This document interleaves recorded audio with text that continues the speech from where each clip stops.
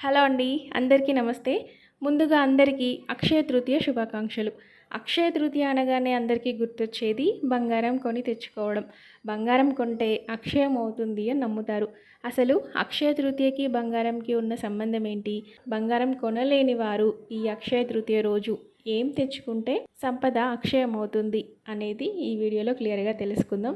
So వీడియోని ఎక్కడా skip చేయకుండా చివరి వరకు చూడండి. అక్షయ తృతీయ అనేది ఒక్క సందర్భాన్ని ఉద్దేశించి ప్రత్యేకమైంది అని చెప్పింది కాదండి. చాలా విశేషాలు ఉన్నాయి. అక్షయ తృతీయ రోజే పరశురాముడు జన్మించాడు. గంగాదేవి భూమి మీదకి అవతరించిన రోజు ఈ అక్షయ తృతీయ రోజే. సూర్య భగవానుడు పాండవులకు వారి ఆరాధన మెచ్చి అక్షయ పాత్రను బహుమతిగా ఇచ్చింది ఈరోజే. వ్యాస భగవానుడు భారతంను రచించింది కూడా ఈరోజే. శ్రీకృష్ణుడు కుచేలుణ్ణి కలుసుకున్న రోజు ఈరోజే. ముఖ్యంగా ఈ అక్షయ తృతీయ రోజున కుబేరుణ్ణి కూడా మనం పూజిస్తాం. ఎందుకంటే కుబేరునికి ఈశ్వరుడు లక్ష్మీదేవితో సమానంగా ధనధాన్యాదులకు అధిపతిగా వరాన్ని ఇచ్చిన రోజు ఈరోజే. సో అందుకే ఈరోజు అక్షయ తృతీయగా మనం జరుపుకుంటాం. ఇన్ని ప్రత్యేకతలు అక్షయ తృతీయకు ఉన్నవన్నమాట. బంగారం కాకుండా సులభంగా దొరికే కొన్ని వస్తువులను ఈ అక్షయ తృతీయ రోజు ఇంటికి కొని తెచ్చుకోవడం వల్ల మన సంపద అనేది అక్షయం అవుతుంది. అవేంటంటే రాళ్ళ ఉప్పు, పప్పు దినుసులు, బియ్యం, వరి ధాన్యం, గవ్వలు, ముత్యాలు, యాలకులు, గోమతి చక్రాలు, గురివింద గింజలు, శ్రీఫలం, పసుపు, కుంకుమ, కామధేనువు.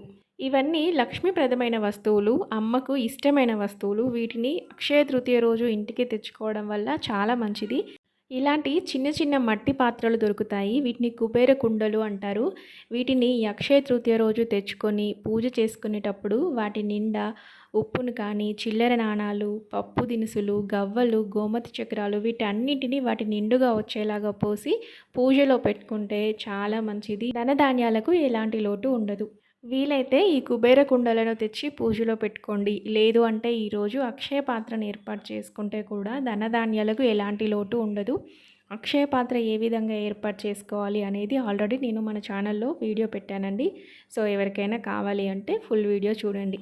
ఇక ఈ అక్షయ తృతీయ రోజు దానం ఇవ్వాల్సిన వస్తువులు ఏంటంటే నీటి కుండను దానం ఇస్తే చాలా మంచిది. చెప్పులు, గొడుగు, విసనకర్ర, మజ్జిగ, బెల్లం పానకం వీటితో పాటు అన్నదానం చేస్తే కూడా చాలా మంచి ఫలితం ఉంటుంది. ఇక ఈరోజు ఎట్టి పరిస్థితుల్లోనూ బంగారాన్ని ఇంటికి కొని తెచ్చుకోకూడదండి. బంగారంలో కలిపురుషుడు ఉంటాడు. కోరి కోరి సమస్యలను కొని తెచ్చుకున్నట్టే అవుతుంది. సో ఇదండి వీడియో. అక్షయ తృతీయని అస్సలు మిస్ చేసుకోకండి. Thanks for watching.